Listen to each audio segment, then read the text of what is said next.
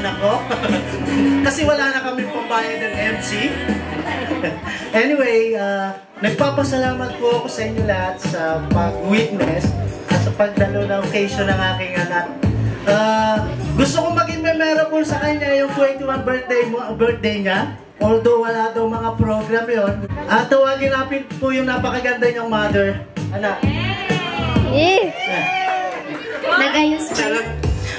Maraming salamat po sa pamilya ko, sa pamilya ni Arnold, na nagpunta dito sa mag-witness ng 21 birthday ng aking poging anak, Moro. Hindi namin in-expect to. Ay, yan na. Wala pang MP to na. Masaya ako kasi ano, ayun na.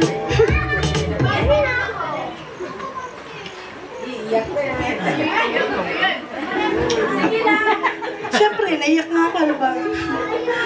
Maraming salamat sa mga nagpunta, lalo sa mga kaibigan ng anak ko. Kahit ilan lang kayo. Masaya ako kasi hindi man namin naranasan to, pinaranas namin sa inyo. Sa catering, salamat po sa inyo dyan sa sounds. Dito sa resort, maraming salamat po. Enjoy mo lang ang life, but you know your limitations always, di ba? Alam mo yan. Mahal na mahal kita. Pangit dyan. Hindi ka gwapo kung hindi ako maganda, no? Sige, maraming salamat po. Gusto ko pag-aaral.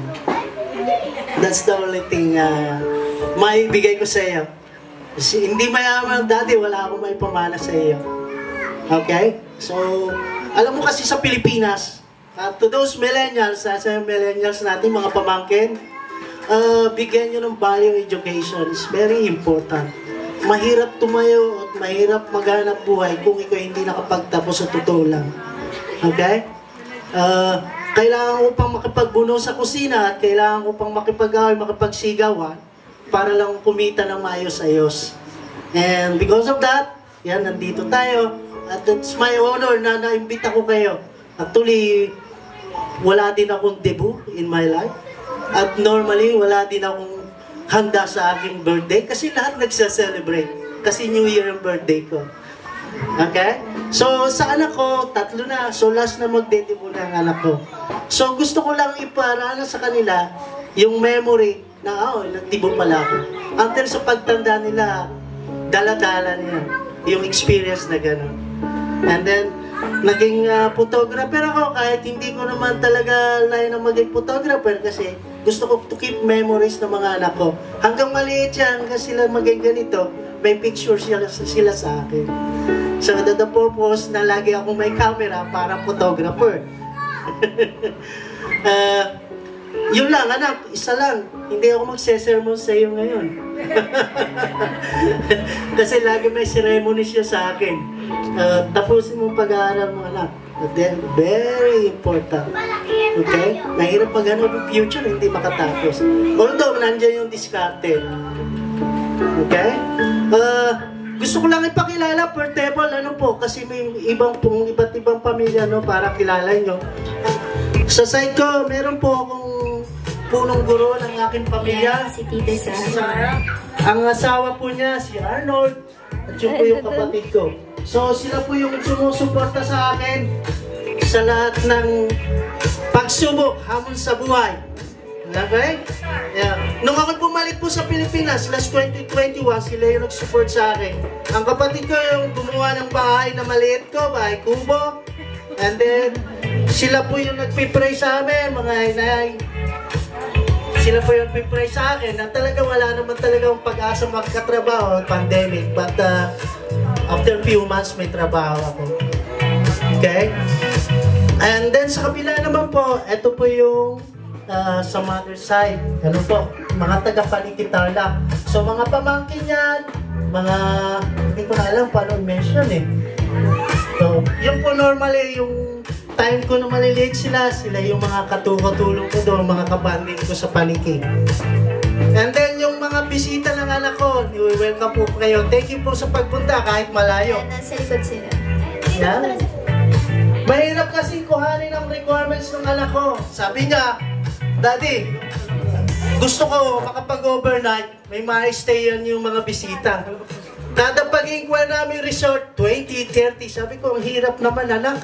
So let's move around, kahit Pampanga, kahit Bamban, kahit Concepcion. Napapunta kami sa San Jose. Alright? Maraming salamat po sa pagpunta. That's all. Thank you. Happy birthday. Pao, nice to meet you. Kasi first time kita nakita. Kasi lagi ang bukang bibig nga, Daddy, pumunta ako kina Pao. Pero hindi ko kilala kung sino ka. Hindi, Pat. Salamat sa pag-ibita mo sa akin dito.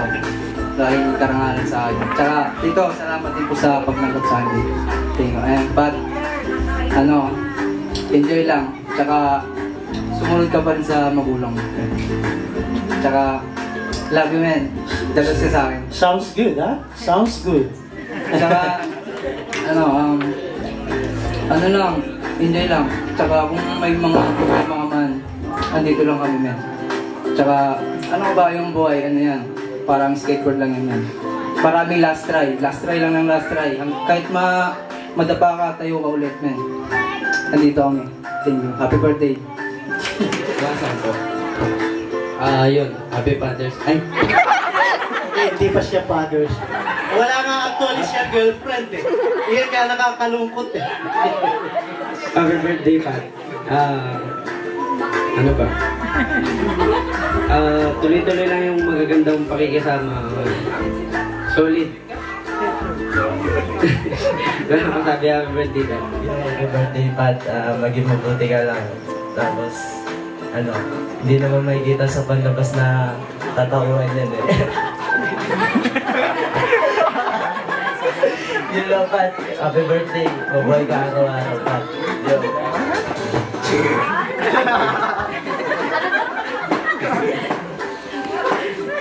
Yo, salamat man sa pag-ibiti sa akin, pati pero salamat man, pati pagsama sa akin, mga magagandang memorya natin. Maligayang arawan ulit sa iwan. Ingat palagi. Happy birthday. Salamat sa pag-imbita. Nabigla kami sobrang live. Yun lang, sana pumasok ka na ulit. Happy birthday! Sounds good. Sounds good again. Happy birthday. Boy, yung message ko sa'yo is sana pakatatag ka sa mga challenges na kahaharapan mo, ganyan. And i-pursue mo lang yung goal na gusto mong makamit. Tsaka pumasok ka na nga! Namimiss ka na namin sa school. Alright, yan ang mga wish ko. Tsaka thank you din kay Tito at pinagkakatiwala niyo po siya pag nandiyan po siya sa amin. And yung promise ko lang po sa inyo, safe po siya pagkasama po niya. And puro good lesson lang po yung ginagawa natin. Kaso anak, hindi ako safe eh. Hindi nga makatapos eh. Hindi boy, yun lang. Grind lang palagi boy. Taklata raw boy. We are thankful na si God, lagi ka namin pinag-pray. Tama yung mga sinabi ng mga kaibigan mo. In setting your success, there are challenges. At that is normal. Kahit ako ganito na yung position ko, ang dami pa rin mga challenges. So, lagi kong pinag-pray, Pat, na ma-achieve mo yung goals mo. At kung may mga challenges ka, surely si Lord lang ang kausapin mo. Other than your parents and your friends, si Lord hindi ka niya iiwan. That's a promise. And a test na talaga in reaching your ambition in life. Si Lord talaga. No? Happy birthday. Basta magsabi ka lang, I'm just one text away. No? Dito lang kami na sumusuport at nagmamahal sa'yo. We love you, Kuya Patrick. Happy birthday. Hello po. Good evening po sa ating lahat. Patrick, happy birthday. Apos, tinuring ko na kayong pamilya, magbuhat nung pumunta kayo dito sa Pampanga. Kasi ang manugang ko ay kapatid ng daddy mo. Kaya ang mami mo, kapag may okasyon, palagi natin silang nakikita, mga pamilya rin nila. Maraming salamat, Panginoon, kasi binigyan nyo ng magandang buhay ang mga pamilyang ito. Kasi si Patrick, kahit ano pang nagawa niya, Panginoon, kasi kayo po ang gumabay sa kanya. Kasi palagi ko silang pinapag-pray ang kanilang pamilya na makatapos sila sa kanilang pag-aaral para hindi mahirapan sa kanilang buhay. Kaya Patrick, kailangan mag-aaral kang mabuti. Gabay ng panalangin ko at si Lord ang gagabay sa iyo. Kaya always pray to God kasi yun ang connection mo, pakikipag-usap. Kapag mahirap, may pagsubok ka sa buhay, ang ating Panginoon ang tatawagin mo. Hindi ka niya bibitawan kasi itinuring ka nila kanyang anak. Kaya uli, happy birthday sa pamilyang ito. Patrick, yung nanay at tatay mo, love them. Thank you, Lord. Thank you, Lord. Si Patrick po, gabayan niyo po, proteksyonan niyo sa kanyang pag-aaral. Kaya salamat. Happy birthday, Patrick. Happy birthday at magpapayo ko lang sa iyo, sana ipagpatuloy mo lang ang pag-aaral mo dahil yun lang ang magiging sandata mo pagdating ng panahon. Happiest birthday. Kamusta dito sa Patrick. Mag-aral kang mabuti at makinig lagi sa payo ng daddy at mama mo. And always be a pogi. Happy birthday. Sana mag-aral kang mabuti, Balong. Para makamit mo rin yung pangarap mo. Happy birthday ulit. Dito naman tayo sa... Oh, yan na. Happy birthday! Oh, ayan na. Nagbalik loob ka na ulit. Ano ka, mag-aral kang mabuti. Oh, ayan na yung sinasabi ko sa'yo. Hindi maganda yung buhay na walang pinag-aralan. Ano mo ba yun? Makinig ka kay daddy mo, lalong-lalo na. Andyan siyang nagpapaaral sa'yo. Mahirap yung buhay natin ngayon. Kaya sana makinig ka kay daddy mo, kay mami mo, tsaka alam mo yung limitasyon mo bilang anak. Yun lang, wish namin sa'yo na magtagumpay ka balang araw at mag-aral mabuti. Yun lang yung may pamamana sa'yo ng daddy mo at siya ng mami mo yun. Happy birthday, wag mo na mag-aasawa. Mahirap mag-asawa. Okay. Enjoyin mo lang muna yung buhay mo magkabinata. Ganon. Happy birthday ulit. Yan. Thank you sa pag-invite sa amin dito. Ayun na, si Tito Patrick. Oh, happy birthday, Tito.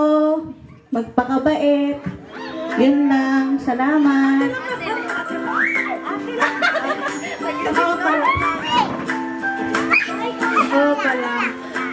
Patrick, happy birthday. Gaya ng sabi nila, gaya ng lagi ko sinasabi rin sa iyo sa paniki na bumalik ka na kay daddy mo, tapusin mo yung pag-aaral mo. Kasi mahirap ang walang tinapos. Alam mo yan, lagi ko sasabi sa iyo dahil si Pao, lagi din yun ang sinasabi ko sa kanya na kailangan makatapos ng pag-aaral. Para pagdating ng araw, may makuha kayong magandang trabaho. Kasi hindi habang buhay nandyan ng daddy at mama mo sa tabi nyo. Hanggat may nagpapaaral, mag-aral lang mabuti. Yun lang. Okay lang mag-enjoy. Basta wag pabayaan ang pag-aaral. Yun lang. Happy birthday ulit. Nagpaligo sa kanya nung siya bata. Very memorable. Hindi namin nakakalimutan yung Ate Bren. Nung sanggol siya, sanggol. Nakalimutan ko na yun, naalala mo pa pala. Ngayon malaki na siya. Happy birthday, Patrick. Sana magtagumpay ka kung ano man yung mga minimithi mong pangarap. At sana mag-aral ka na uli para naman makapagtapos ka at makamit mo lahat ng iyong gusto sa buhay. Tama na muna yung mga hindi magandang gawain, alam mo yon. para makatapos ng pag-aaral. Okay lang na mag-enjoy ka sa buhay, basta uunahin mo pa rin yung pag-aaral mo. Lagi lang mag-pray kay God para siya lang yung mag-guide sa'yo sa iyong buhay. Kaya always pray. Happy birthday at salamat at nakamit mo yung taon na ito at sana marami pang taon na darating sa buhay mo. Pakabait kang bata. Okay, happy birthday. Na yan, pamangkin. Happy birthday, Kuya Pat. Yun lang.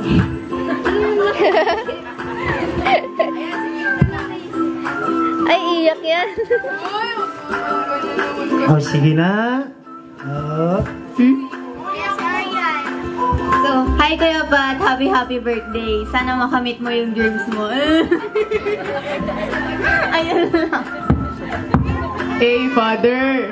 Amen. Happy birthday, Kuya Pat. Wish you all the best. And, ano ba? Amen. Sana pray ka lagi. Yeah. Ayan, Tito Arnold Santo. Anak, sandali lang. Ina-acknowledge po namin ang Happy birthday. Yun lang. Ano yung masasabi natin? Happy birthday, Patrick. Sana makatapos ka ng pag-aaral mo. Yun lang. Kuya Patrick, happy birthday. Sana ako ka magbago. Yun lang. Happy birthday to you. Happy birthday to you. Happy birthday, happy birthday. Happy birthday to you. Alright. Happy birthday to you. Ang daming nakikipray.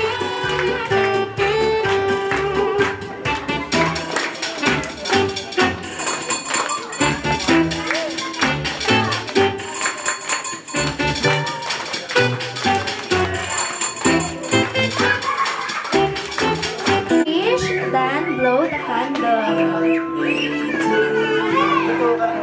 Happy birthday.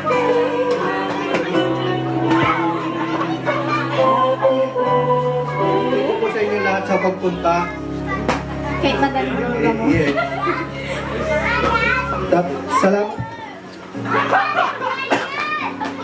Salamat po sa mga wish nyo at tutuparin ko. Papasok na ako ulit. Yes! Nag-aaral na ako ulit. And yun lang. Thank you. Gutom na ako. Kaya tayo. So,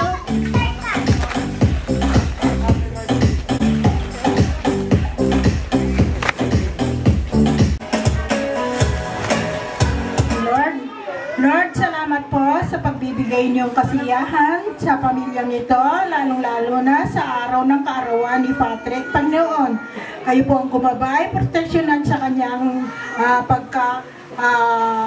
pag-aaral at sa kung saan pa man siya pumunta. Lord, ilayo mo po sa anumang kapahamakan, lalong-lalo na kung hindi nakakatuwa sa inyong harapan.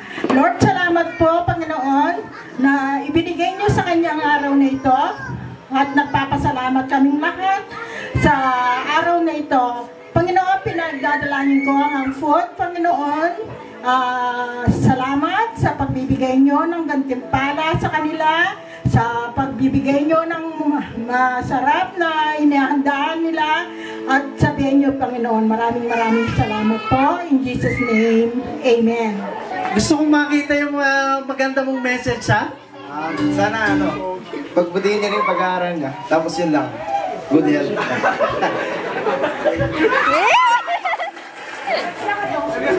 Sana ayusin mo rin pag-aaral mo para sabay tayong matapos. Kasi wala na akong kasamang klaro kasi wala. Yun lang. Happy birthday, Bug. Oh, kiss!